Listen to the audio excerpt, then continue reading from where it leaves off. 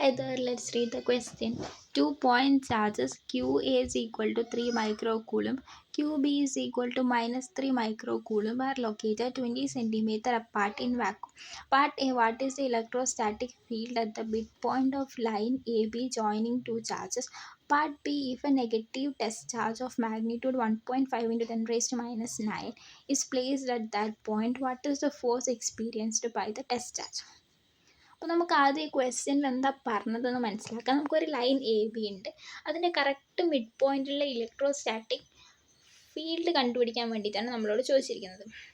അപ്പോൾ എയിൽ +3 മൈക്രോകൂളും ചാർജും ബിയിൽ -3 മൈക്രോകൂളും ചാർജും വെച്ചിട്ടുണ്ട്.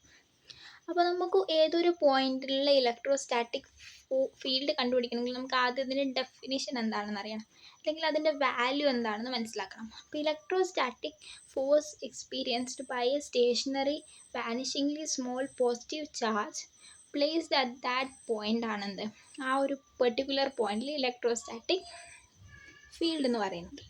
അപ്പോൾ അതിനുവേണ്ടി ഞാൻ ആദ്യം ചെയ്യാൻ പോകുന്നത് ലൈൻ എ ബിയുടെ കറക്റ്റ് മിഡ് പോയിന്റിലായിട്ട് ഒരു ടെസ്റ്റ് പോസിറ്റീവ് ചാർജിനെ വെക്കുന്നു.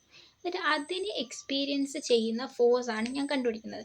അപ്പോൾ എയിലുള്ള +3 മൈക്രോകൂളുമ്പും ബിയിലുള്ള -3 മൈക്രോകൂളുമ്പും അതിൽ എക്സേർട്ട് ചെയ്യുന്ന നെറ്റ് ഫോഴ്സിൻ്റെ ഡയറക്ഷനാണ് ശരിക്കും ആ ഒരു പെർട്ടിക്കുലർ പോയിന്റിലുള്ള ഇലക്ട്രോസ്റ്റാറ്റിക് ഫീൽഡ് ഇൻറ്റൻസിറ്റി നമുക്ക് തരും.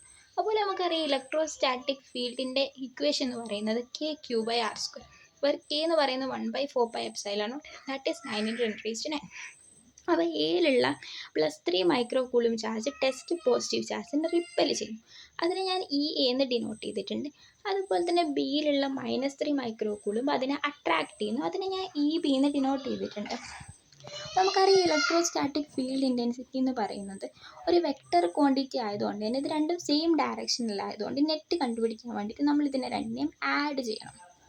അപ്പം EA + EB ആണ് ഞാൻ ചെയ്യുന്നത്. അതിനുവേണ്ടി ഞാൻ ആദ്യം EA സെപ്പറേറ്റ് കണ്ടുപിടിക്കുന്നു, അതുപോലെ തന്നെ EB സെപ്പറേറ്റ് ആയിട്ട് കണ്ടുപിടിക്കുന്നു.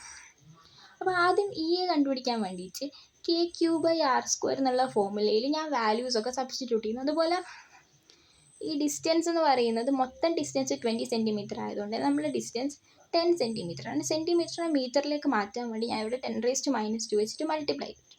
അങ്ങനെ സോൾവ് ചെയ്ത് വരുമ്പോൾ എനിക്ക് EAയുടെ വാല്യൂ 2.7 × 10⁶ എന്ന് കിട്ടും. അതേപോലെ തന്നെ ചെയ്തു വരുമ്പോൾ EBയുടെ വാല്യൂ 2.7 × 10⁶ എന്ന് കിട്ടും. എന്നിട്ട് ഇതിന് നെറ്റ് കിട്ടാൻ വേണ്ടി ഞാനിത് രണ്ടും ആഡ് ചെയ്യുമ്പോൾ എനിക്കതിൻ്റെ നെറ്റ് റിസൾട്ട് 5.4 × 10⁶ എന്ന് കിട്ടും. Thank you.